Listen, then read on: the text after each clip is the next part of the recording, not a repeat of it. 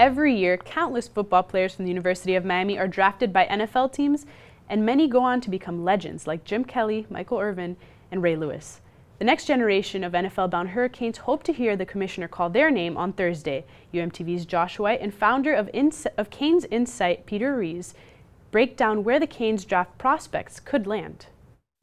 Thanks, guys. I'm Christina Lugo Beach here with Josh White and Peter Rees. Now, as you all know, the NFL draft is coming up next week, and we have 15 former Hurricanes players ready to sign big contracts with big teams. Some of the bigger names out of this group include Stacy Coley, Brad Kaya, David Njoku, and many others. Peter, what are your predictions for these guys? Well, it's been fun to see the rise of David Njoku over the past couple months. I mean, I think everyone around the Miami program kind of knew his potential physically over the past few years, and we saw that strong second half of the season from him. And it looks like he's going to go in that early to middle part of that first round, so that's big time money coming his way. We'll see where Brad Kaya ends up. I'm looking at third, fourth round at a team potentially that could develop him as a backup quarterback, put him in a position where in a few years he could potentially be looking at a chance to start elsewhere, or he could always get an opportunity at that place. Stacy Coley,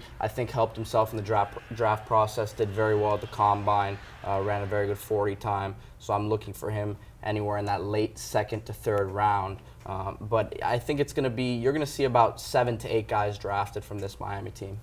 Yeah, you talk about a bunch of the headline guys. David Njoku, a guy that's going to go probably mid to late first round. A team like the Detroit Lions is an interesting team. They got Eric Ebron at tight end, but you got Al Golden, the tight ends coach, the guy who recruited David Njoku to Miami. So that could be a match made in heaven right there.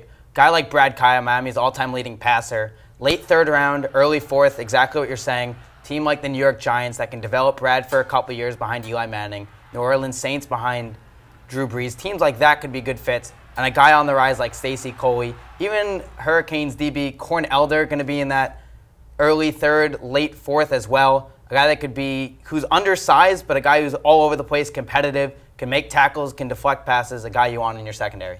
Now, what's a lesser-known name out of this group that you guys think will be an earlier round pick? Well, I'm looking at Adrian Colbert, a guy who played one season at Miami, grad transferred from Texas, did very well at Miami's pro day. I mean, some scouts had him clocked in the 4.2, 4.3 range in the 40-yard dash. 6'2", I think, he's been visiting some places. He's a guy who's rising up teams' boards very quickly.